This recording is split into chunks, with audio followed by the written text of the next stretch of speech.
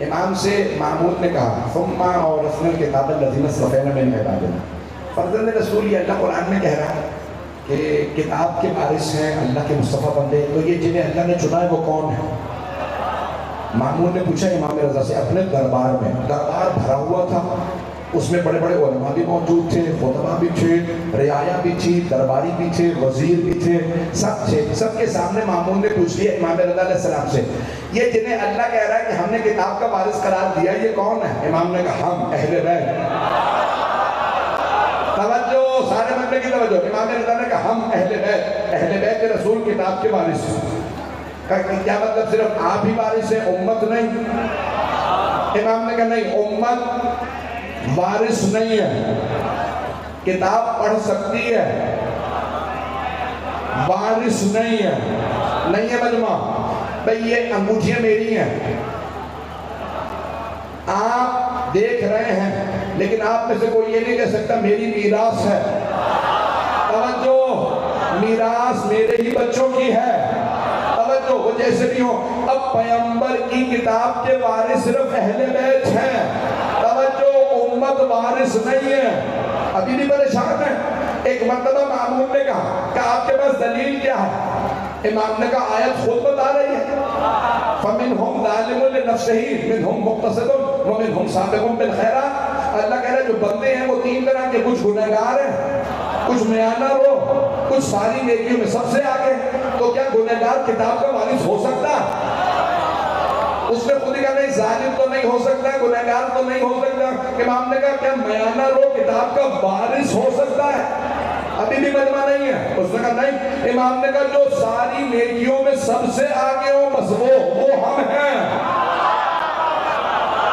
اس نے دعوت دی علماء سے ذرا سوال کرو، میں اکیلا پھنس گیا ہوں تو تم بھی ذرا مدد کرو۔ ایک مرتبہ ایک بہت بڑے مفتی صاحب کھڑے ہوئے، نام بتانا مناسب نہیں ہے، آج دن ہو گئے، بل ہو گیا پاس، اب یہ سمجھ نہیں آتا بل میں کون کون آ رہا ہے کون کا نہیں آتا، بڑا احتیاط سے پڑھنا پڑتا ہے، پاکستان ہے،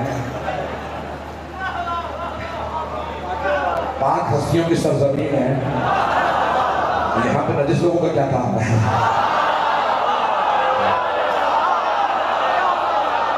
چلتے رہیے گا بھائی، سارے مجمع کی طرف جاؤ۔ تو ایک مرتبہ اس نے اشارہ کیا سوال تو کرو، میں اکیلا سوال کر رہا ہوں، یہ جواب جو دے رہے ہیں مجھے جواب نہیں بن پا رہا۔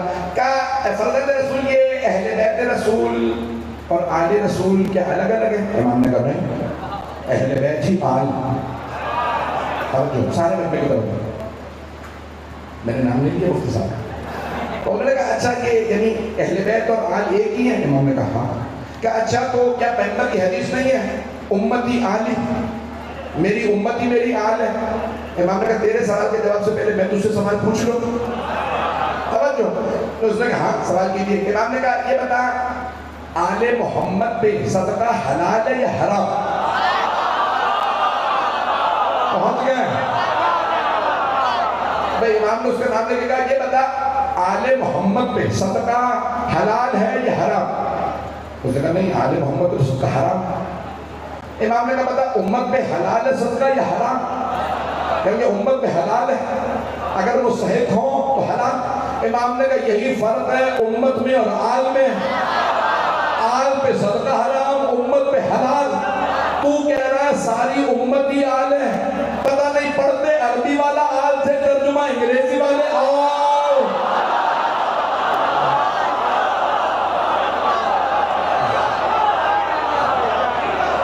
پہنچ رہی ہے ساری امت آل، ساری امت ہی آل ہے۔ امام نے کہا نہیں، امت آل نہیں ہے، آل جن پہ صدقہ حرام۔ توجہ، کہنے لگا آپ کے پاس کوئی دلیل؟ کہا اللہ نے قرآن میں کہا لَدْ أَبْنَاءَنَا وَأَبْنَاءَكُمْ وَنِسَاءَنَا وَنِسَاءَكُمْ وَأَنفُسَنَا وَأَنفُسَكُمْ۔ ہم اپنی بیٹیاں لائیں گے، تم اپنی بیٹیاں لاؤ، ہم اپنے بیٹے لائیں گے، تم اپنے بیٹے لاؤ، ہم اپنے نفسوں کو لائیں گے، تم اپنے نفسوں کو لاؤ۔ بیٹیاں، بیٹی نہیں کہا تھا، گنجائش تھی، نہیں ہے مجمع، آیت میں گنجائش ہے۔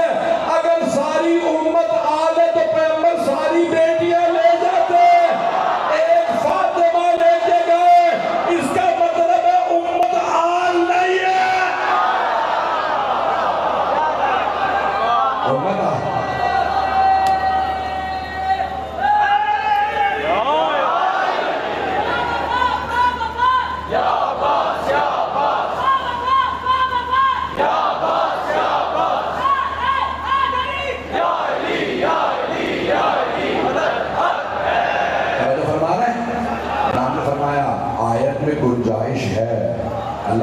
معنا ابناءنا وابنا، ہم اپنے بیٹے لائیں گے.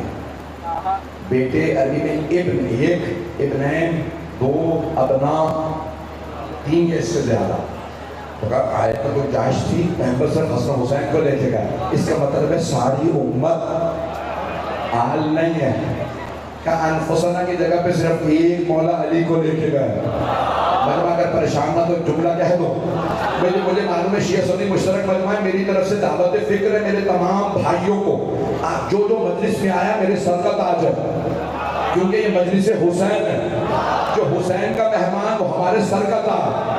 اگر یہاں ہندو بھی آئے تو ہمارا مہمان ہے، کیونکہ حسین کا مہمان ہے.